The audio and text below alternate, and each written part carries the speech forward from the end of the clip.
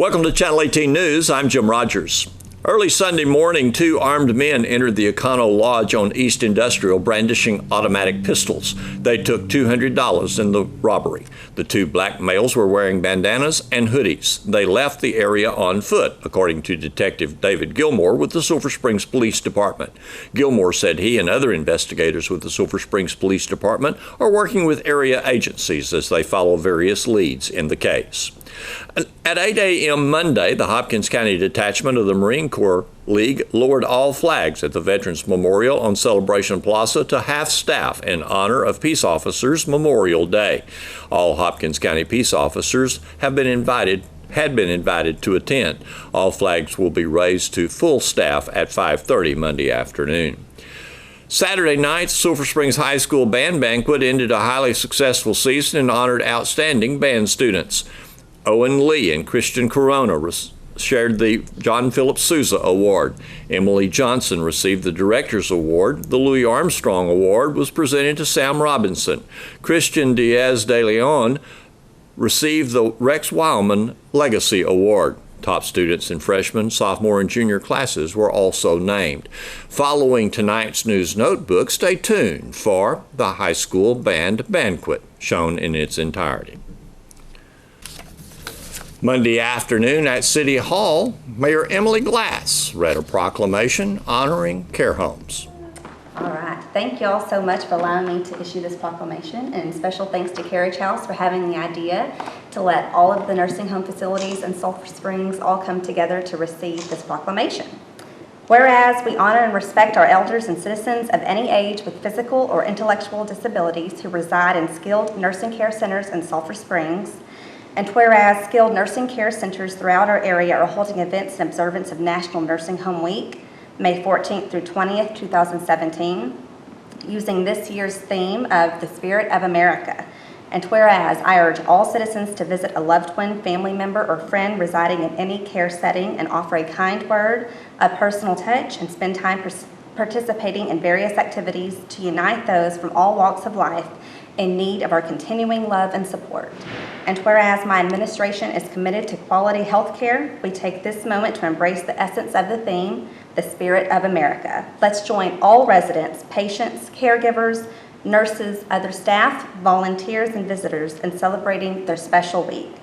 Therefore, I, Emily Glass, as Mayor of Sulphur Springs, Texas, declare the week of May 14th through 20th, 2017 as National Nursing Home Week, a week to honor both our vulnerable citizens who receive care and the dedicated ones giving care. It is so proclaimed this 15th day of May, 2017.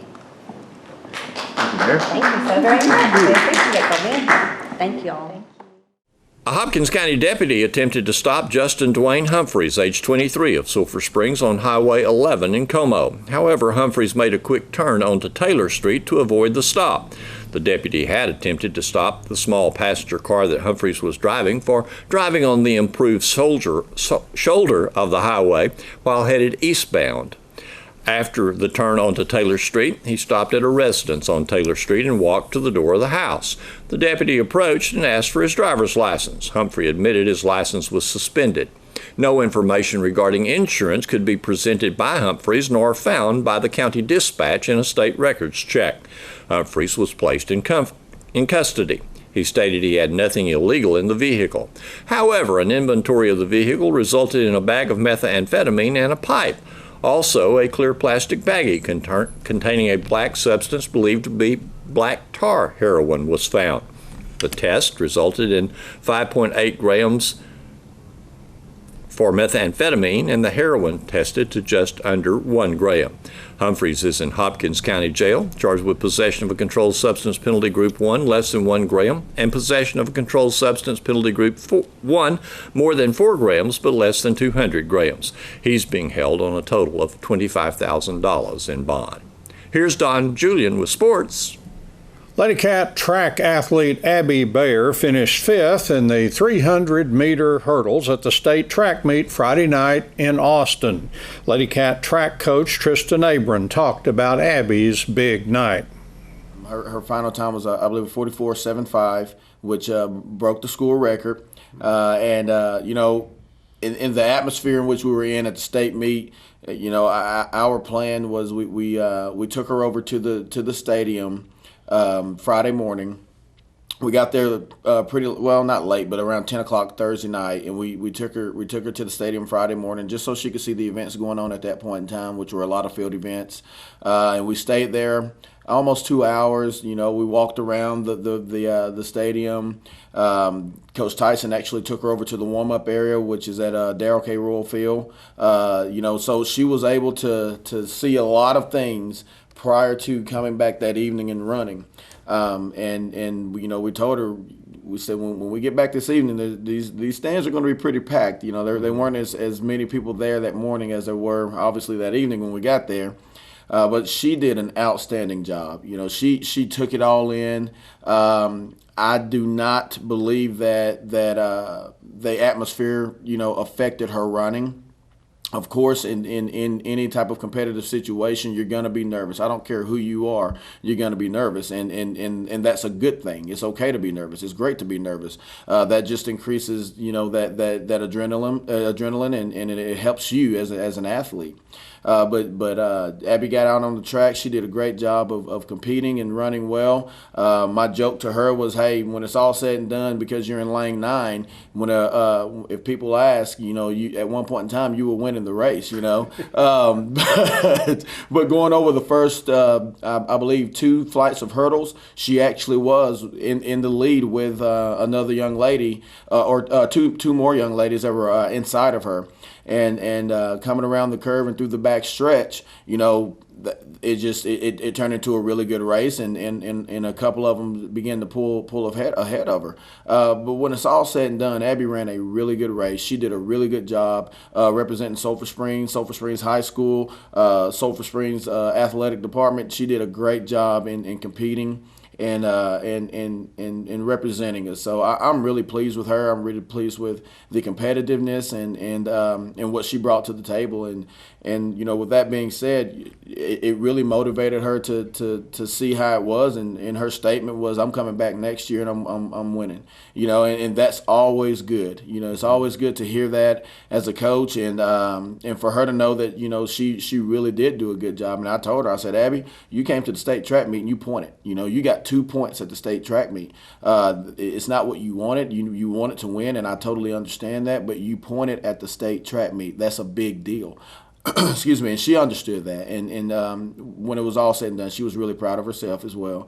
But there are goals that we have. A year from now, hopefully, we'll be talking about her bringing home the gold, as well as hopefully some other young ladies that can go and compete with her. That was a very fast field. I think the top 3 that I saw anyway were all in the 43s. Yeah.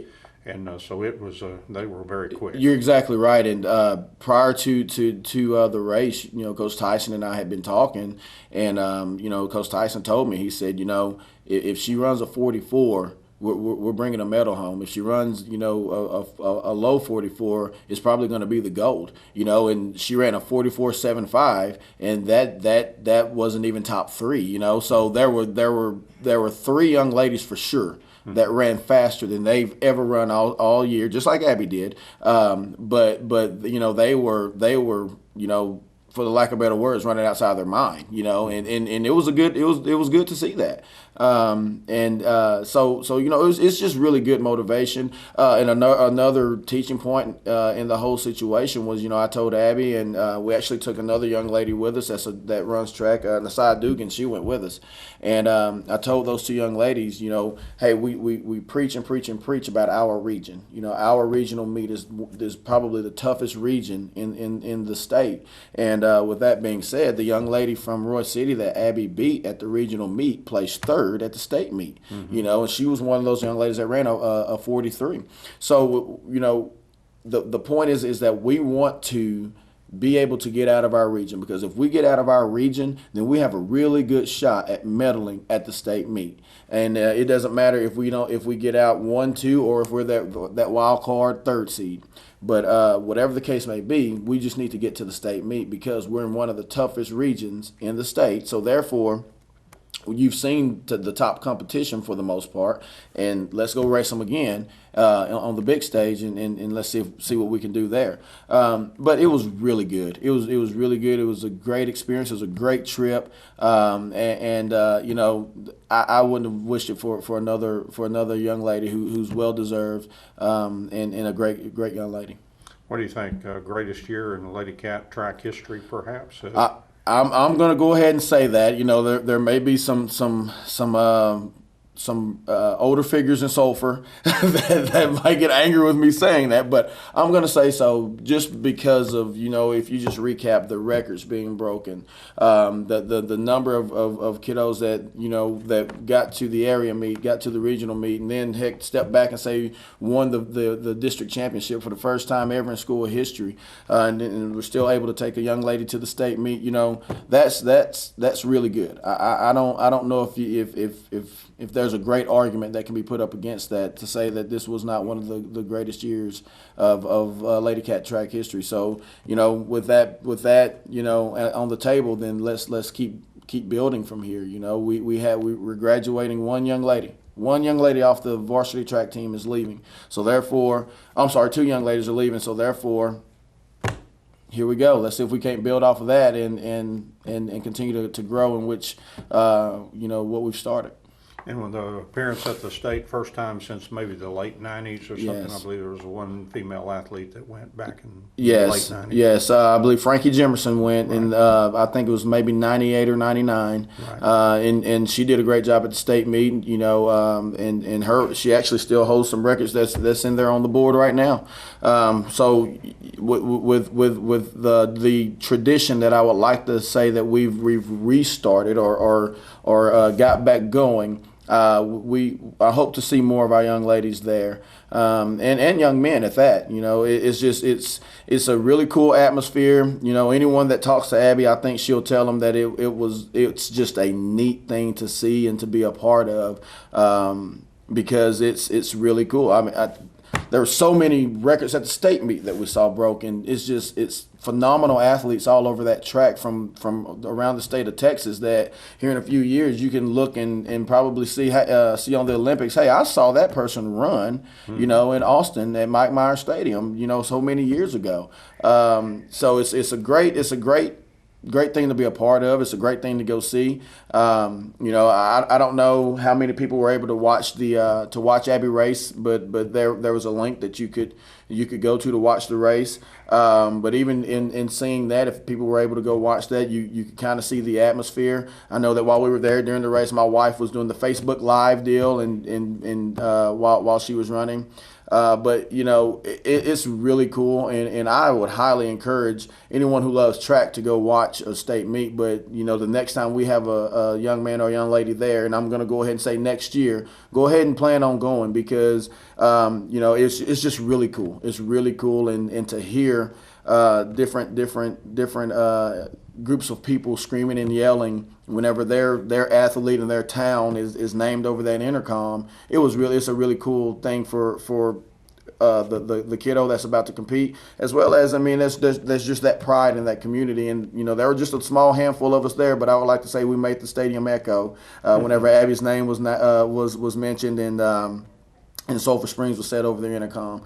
So, you know, it's great. And again, hats off to Abby. She did an unbelievable job. And you know, pat her on the back if you see her and congratulate her, because once again, it's not easy to go to the state meeting point. And she did a great job of representing Sulphur Springs and doing that. Thanks for watching Channel 18 News. Have a great evening.